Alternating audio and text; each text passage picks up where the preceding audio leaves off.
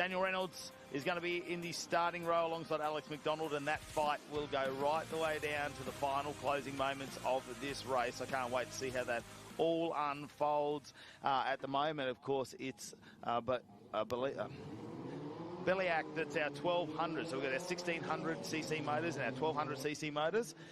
He's leading that one at the moment. But the race is underway, and Reynolds again doesn't get the race start. It seems to be McDonald who is a lot faster there off this standstill start. Reynolds won't take too long to get up to pace, but he's got to watch out because it looks like Heedham and Ogden now right behind him. Yeah, Ogden getting through into position number 3. So very fast start for the driver of the 71 machine. That is the Corsica RCO. Very good start from him after a recovery drive throughout the weekend after missing the opener. But on to the backstretch, the long drag towards the northern hairpin. Down Smithies straight they go. They say straight, but it's got a bit of a kink in it. Is that a corner, Dan? Is that what you would call it? It is a corner. It is classified as a corner, yes. No doubt about that one. No matter what track map you look at, that's a corner. No, there's been a lot of debate here this weekend about the corners, getting around at Mallala, but no debate about the racing because it's been spectacular, especially in the Formula Vs. These two out in front, Ogden and Heedham. It's such a shame Ogden had those issues yesterday because we would have seen him really in the fight as well, which would have been even more exciting this weekend. Come from all corners of the globe, Western Australia, Queensland, New South Wales, Victoria, and of course South Australia to be part of the Formula V National Championship. Across the line they go then to complete lap number 1. And the top 4 separated by just 1.2 seconds. And in fact, those two behind are getting into a bit of a duel, and that's going to allow these two to break away if they fight too hard. And look at that, there has been a bit of a margin, bit of dust flicked up at the back of the shot. So I think somebody's had a little bit of a moment through turns 1 or 2. But the top 2 are trying to pull a little bit of a margin. As they hit the backstretch, they've extended the lead over 1 second to the car behind of Ogden. 9/10 officially the margin. But this is what we've come to expect in Formula V competition this weekend. The fight between these two, McDonald and Reynolds. And Reynolds goes around the outside, under brakes into the hairpin. Great move. Yeah, holds onto it. Like I say, he's been very, very aggressive. He's wanted to lead the race, not wanted to sit behind. McDonald's, I suppose, a bit of cat and mouse, like I've said before, just looking for opportunities where he can try and fight back. That drafting really works down the back, and we'll have a look at this move once again. I know that's it. We've got a car off in the background there, and that's just trying to grab the number. Oh, it's number 5 car down there. Lloyd. Lloyd that's gone off the track. So he's fallen down to 15th position as a result of that. That was the dust that I saw on the last lap in the very tail of the shot. So this is different, this race. Last race you saw Hedeman trying to go with the top 2, but he wasn't able to do so. Towards the closing stages, he fell back quite a considerable margin, but this time he has his work cut out. All weekend he's been in a very lonely 3rd position, but not in this one. He's going to be challenged by Ogden all the way. So we got 2 fighting for 1st and 2 fighting for a podium position as well, which is really, really cool to see. And then beyond that, as they have been all weekend, best of the rest, it's Harriet and Clifton rounding out the top 6 as Heedham goes on the attack, but he's been forced to go the long way in his Rapier chassis, so he slots back in behind the 71 of Gary Ogden. But look at this, side by side. Is room going to be left on the outside of turn number 7? The answer is absolutely yes, because Heedham is all the way alongside and has the inside line for the hairpin. A bit of a lockup, quite a big lockup actually. You could see the car move about as that happened. Ogden tried the cutback but was not able to do so. Oh, big clobber of the curb. Got a bit of air there on 2 wheels. I could feel it. Yeah. It's a bit like driving here today sometimes as we came through a lot of road works, and that really hurt as he went through there and copped a lot of inside curb. You can really see the difference in the Rapier chassis too, can't you? Just the body styling as it comes up.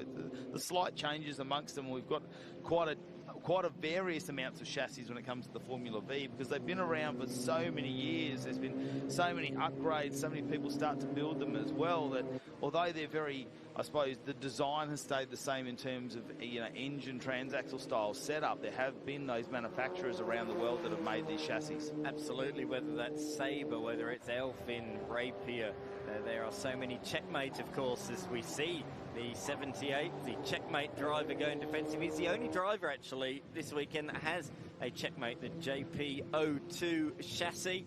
As the exit of the corner, McDonald just gets his nose alongside, but as he's on the outside around that long left-hander, he's not able to stick around there. But as he gets the side draft, he looks back up the inside into the final sequence of corners. But this is what we've seen so far this weekend, haven't we? They just sort of build up to it. They really do. It gets the intensity, lifts, rises, and it really does build to a crescendo on the final lap of the race. And it's always a curtain-raising finish, that is for certain. They've definitely been the focus of this weekend's racing, haven't they, with the show that they've been putting on. It's been a masterclass. Apart from a couple of moments throughout the race, and we haven't seen them be more than a second apart, and it's always gone down to the final corner of each race. McDonald, well, he managed to get that in race 1 yesterday, but it's been all Reynolds since then, and we'll have to wait and see if Daniel Reynolds can continue that on. I wouldn't say all Reynolds. You know, they've changed positions a lot of times. In terms of wins, in terms of wins, yes. McDonald got the first one, but Reynolds now got a couple up his sleeve. And it's been so tight, though, hasn't it? It could have gone either way, and we're seeing that again in this race. Reynolds has just been on the better side of it on more than the one occasion, and McDonald really has had the pace to go with him. They've been very, very equally matched this weekend. The only race where they really got separated was that second encounter, where McDonald confessed he made a couple of mistakes, fell out of the toe, out of the slipstream, and once that 1.5 second buffer had been made, he didn't have the pace to then catch back up again. So that's the only time we've really seen them be separated at any point in this weekend. If you look at every single shot, photo of the weekend in Formula V's, those two have been together. You can't take a single photo of them without the other one being in the background. As we can see further back down the field, a fight for a top 10 position. Yeah, Westerhout, that is, in the number 69 here this weekend out of Queensland, all thanks to My School Childcare and Kindergarten. And something a good chat with him actually while we had the school kids going around. He goes, I really love, you know, getting the kids in the car and taking it on, obviously coming from a childcare background as well. But great to have the Queensland to come down for a couple of weekends, obviously with their title at the Bend last weekend as well. So it's been great for a few people to hang around and really make, I suppose, a holiday out of what is a couple of weekends away. Yes, certainly. Fight is still on at the head of the field. You mentioned the Queenslanders, 8 Queenslanders here this weekend. It's a phenomenal effort to have so many of them come over for this weekend. Moran was the man that organised it. He sits in position number 12 at the moment. And then as well, the truck driver coming all the way from Queensland of Reichstein. So a big thanks to both of them for organising it and making the transport come all the way over here. Without them, the field would certainly be a little bit smaller, but great to have Queenslanders, South Aussies, West Aussies. Big thanks to them as well. Of course, we spoke to Rod Lisson, who's the Formula V president, is around. Goes 69 of Westerhout. That's why you don't want to get on TV. It gives you a bit of the commentator's curse, doesn't it? It does. That's your fault, that one. You're blaming me for that one? Okay. He's back in 13th, though, managed to recoup that, and we'll get back on track. He's just inside of Bialek, who's winning the 1200 class at the moment. So it's the two classes, the 1600 and the 1200. As Reynolds still leading McDonald at the moment, and there is only a 10th between them in lap times, and they're going to keep going back and forth on that one. Hedeman now in front of Ogden as well, up into 3rd position. So let's just see if Ogden can stay with that. Probably a little bit fresher brakes and things like that on that car. Missing a couple of races yesterday, and that's Reinstein back in 17th position. Expect that potentially to go down the field just a little bit as we reset our timing here. Yeah, that's right, 18th already. So we'll rejoin there. Doesn't look like that's anything too much to worry about. But one of the talking points amongst most of the categories here this weekend has been brakes. It's been very hard on brakes, and we'll get into that a little bit come our Legend Cars Australia, because I've actually seen a few of the brake pads they've pulled out. So it's been a bit of a consumable this weekend as we check out the High-Tech Oils replay here. And this is going to be Reinstein. Just, that's a fairly large curb on the inside for a small car like a Formula V. Yeah, very much so. So lost the rear midway through the corner and clouted and went over the curb on the inside sideways. So that was quite a moment, but fortunately he's able to escape and rejoin the race, albeit down in position number 18. So a few positions lost for the Queenslander, but nice to see him back on the racetrack as the fight for third is well and truly on here as they hit the little back strip. Ogden forced to go the long way on this particular occasion. Headiman late on the brakes in car number 44, just running a little bit wide on the exit of the corner, and they tangle wheels. They somehow managed to get away with that. I will never know how. They touched wheels, but without really mounting or getting airborne. That was quite a hit. Hopefully there's no damage to either of those vehicles, but just the two cars with very different lines going into the corner came together on the exit. I also noticed, as we go back to our race leaders, if you have a look on the, I suppose, the left-hand side of the driver on the nose cone there, he's got a couple of wheel marks as well. But let's have a look at this replay. So slow it down. It's side by side. That is so lucky. Yeah. Because if they'd gone in front of each other, one of the cars would have ended up in the air there, would have lifted the front end up. So lucky that's really gone square on the side. Now, I'm not going to see it on Reynolds' car as he goes around. Have a look at him throw it in there too. Heederman really pushes the number 44, the blue machine at the front, throws it into the corner, lets it slide out, and Ogden back in fourth position after attempting to try and get back into third, and they touch those wheels. That's unfortunate. He's still in the fight. He might get a podium here. We've still got 5.5 minutes remaining. Is that a little bit of smoke in the background, or is that a slight haze just to the right-hand side? Maybe someone kicked up a little bit of dirt. There is the 65 machine on our screen at the moment in 17th position. That's Butler. And it should be Reinstein, just in front of Midwinter. Just gone past Midwinter in the race there. So that's a 1600 of Butler, taking one of the 1200cc cars of Midwinter, who's here this weekend. Great battle on the back straight for position number 3. It still continues around the outside, this time by Ogden. You don't see this move too often. He's going to hold it there because he'll have the inside now for turn number 7. I don't think I've seen that this weekend. It's a new one. Keep it up your sleeve. Maybe let's see if he's gone a little bit too early on that one. We'll have to try and find out. Just over 5 minutes remaining in this race. Have a look at the car. It just squats down at the front. The moment they get on the brakes, the suspension gets right down. The shocks get pushed. All the springs in these as they come up through the chassis. And now Ogden's still got the lead here. So Heederman, will he try and back off for just a couple of corners? There is no gap between them at all. That is down to less than 0.2 of a second as they go across the finish line. They stick together through turns 1 and 2 as well as they head up into turn number 3. I noticed on timing, C. Ogden. On our entry list, it's Gary Ogden, but I think it might be his son Corey that's behind the wheel today. His son Corey actually raced last weekend at the Ben Motorsport Park, so I think they might have had a driver change in that particular machine overnight. So Corey behind the wheel today. There's up the inside, a bit of a look there from the number 36. That's my reasoning for it anyway, because that is definitely a C. Ogden rather than G. Ogden, which it was yesterday. Here's the fight down in the bottom end of our top 10. As you can see, just leading out at the moment, it's Beswick in 8th position, Lisson in 9th, Lloyd in 10th in the yellow machine, and in 11th, Newell just rounding out this pack of 4 Formula Vs as they go down this, we're going to call it the back straight, I suppose, as they head down into turn number 5. I've never seen Mallala so green as it is this weekend. We've had a lot of rain here in Adelaide. In the recent past, oh, that's late on the brakes. That's far too late.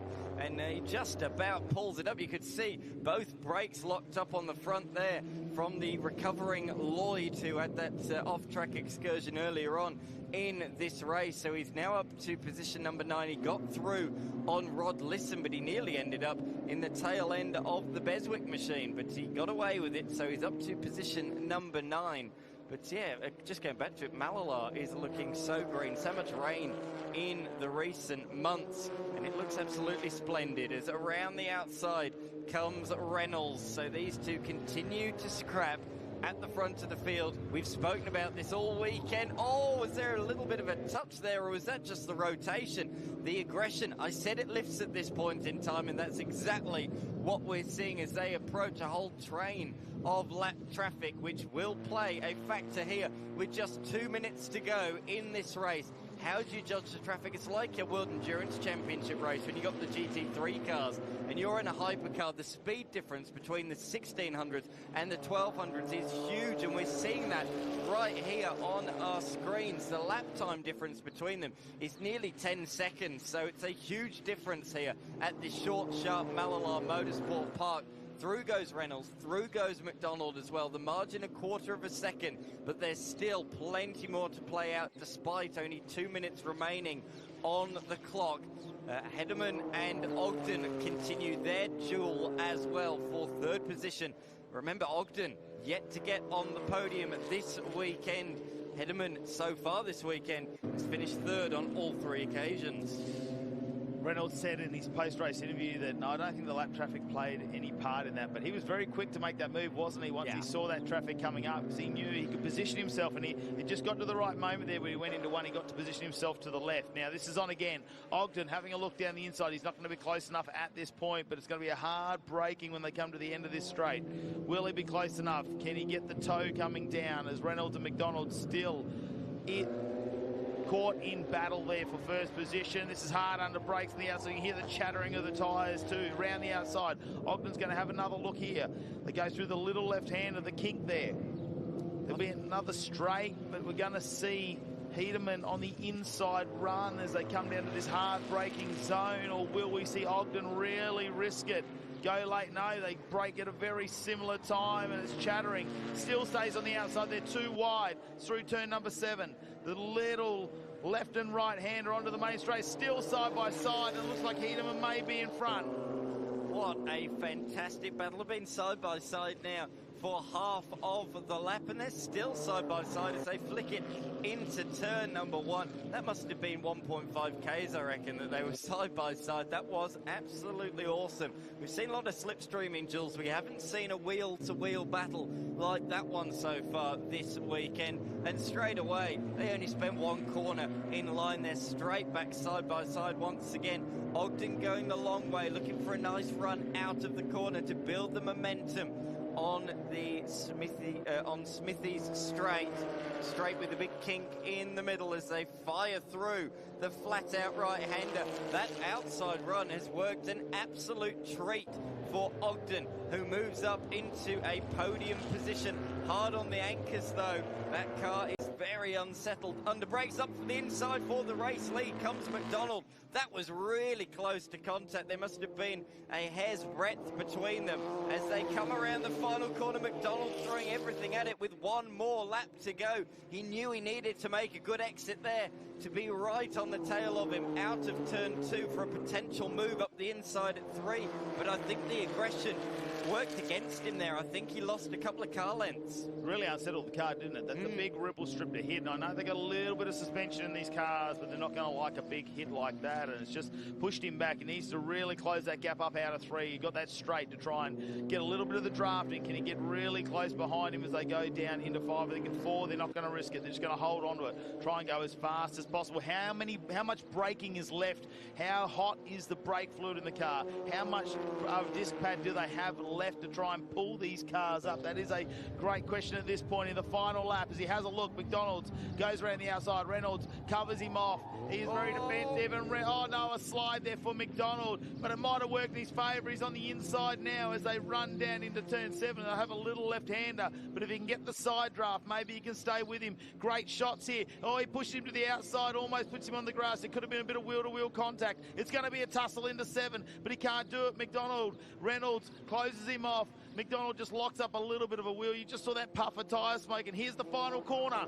Certainly is. McDonald throws everything at it once again, but it is going to be the round victory for Daniel Reynolds. A brilliant performance. Boy, oh boy, did he have to have his wits about him on that final lap. The fight for third is on as well. Ogden trying around the outside, but Hedderman comes back through, so a change of position once again. So it's going to be Hedeman, who is going to take position number 3 ahead of Ogden. A brilliant battle between those guys for 3rd place, a final spot on the podium. Ogden just a 10th shy of his first podium this weekend. That was very, very close. 3/10 between Reynolds and McDonald's, but they're coming across the line now. Oh no, is there an insert there? Because it looks like the front nose cone may be dragging on the ground. We'll try and get some updates on that one as well. Oh, another spin. It's all happening here on the last lap. That's our friend of the number 5 machine, Lloyd, who spun earlier on in the race. He recovered nicely, but another last lap spin. I don't think he'll lose a place out of that, though. He will finish in position number 10. Should say a shout out to Matthew Bielek, who won again the 1200cc class, finishing in position number 14. Daniel Reynolds ends up with 3 race wins from 4 races here this weekend with Alex McDonald. Well, he's doing the opposite. He got 1 race win and 3 seconds. Alexander Hedeman on 3rd place once again. Corey Ogden, what a fight back this weekend after some mechanical issues yesterday. It was a great finish for him, and he almost got on the podium. So Hedeman wasn't on his own this time. He had a hard-fought battle. As we look a little bit further down our field, Matthew Harriet, great to see him in 5th, Clifton in 6th, Bean in 7th, Liston coming in 8th position this time. As we have a little bit further look down, Matthew Bielek in the number 64 machine, the winner of the 1200cc once again. So that'll be a clean round from him.